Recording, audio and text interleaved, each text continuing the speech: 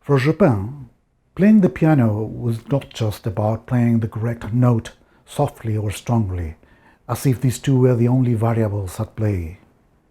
Every note had to say something, just as a singer would do nuances with the voice depending on the meaning of the word and the feeling of the moment. In this video, we will discuss that piano technology has evolved from the requisites of the intimate salon ambiance to the thunderous needs of the modern concert hall.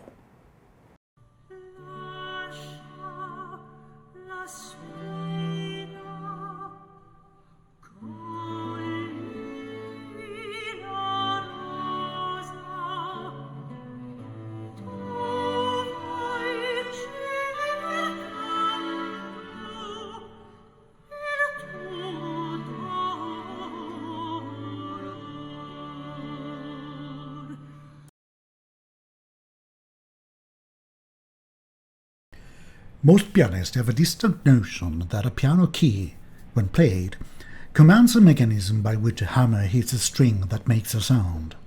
But the underlying reality is that the hammer can transfer a lot more than just the force of a finger.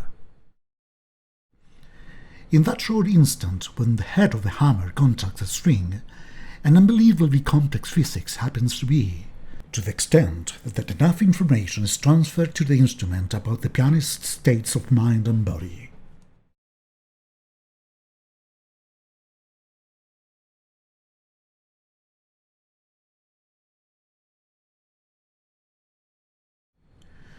Pleyel pianos in Chopin's times were delicate instruments with a different engineering from today's. They would have smaller everything: key length, hammer weight, soundboard type of escapement, sound power, and more. They would also be much lighter in touch. Yet, there is a quality highly valued by Chopin.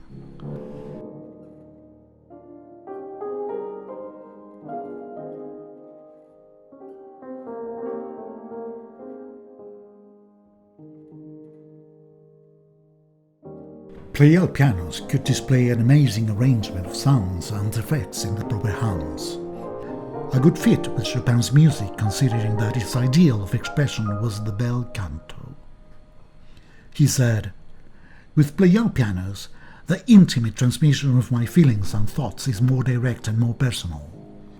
I feel my fingers in immediate communication with the hammers, which in turn translate accurately the sensations that I want to produce and the effects that I want to obtain." Technically speaking, Chopin's Pleyels had a single escapement action.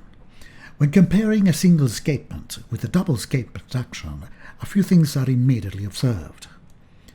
For one, the double escapement has more components and more revolute joints. This means that the force exerted by the finger is now divided in more tasks, and has to overcome more inertia and moving parts. This seemingly marginal discussion may go unnoticed, except that it has profound implications in the way Chopin's music is experienced.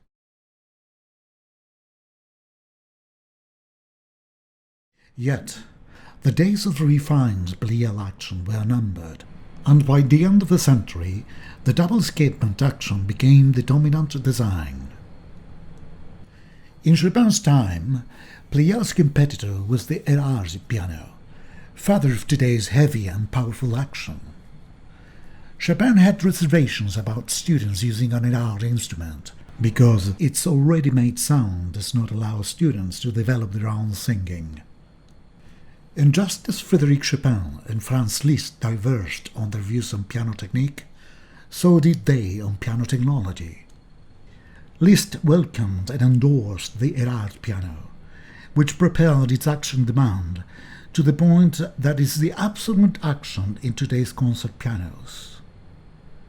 Of course, Chopinists were not particularly thrilled about this. Already in the 19th century, Carole Miculy describes that the way the piano playing is evolving makes fine dynamics out of fashion, that the simple deployment of force is winning over the meaningful sound. Hans von Bülow went even further and blamed the, in his words, regrettable double escapement action for obscuring the insights in Chopin's fingerings. Now, some troubling questions remain unanswered. What are we missing in today's interpretations of Chopin's music?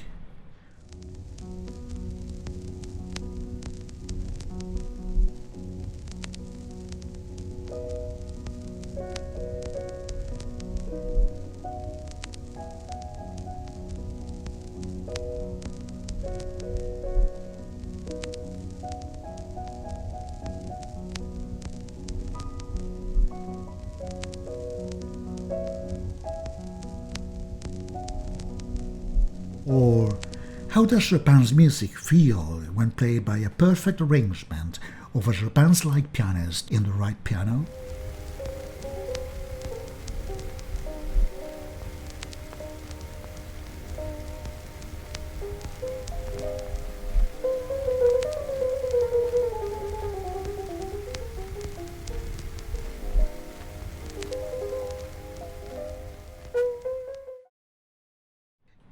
Maybe we will never know, because each period in history conceives music according to the sounds and noises of the times.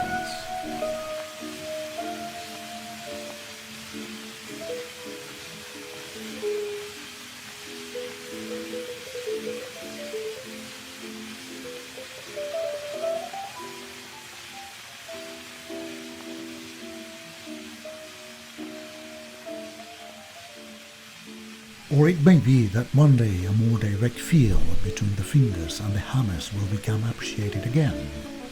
And then who knows, a new generation of pianists will delight the world with their sensitivity and reveal that Chopin's music is at its best when played by beautiful souls.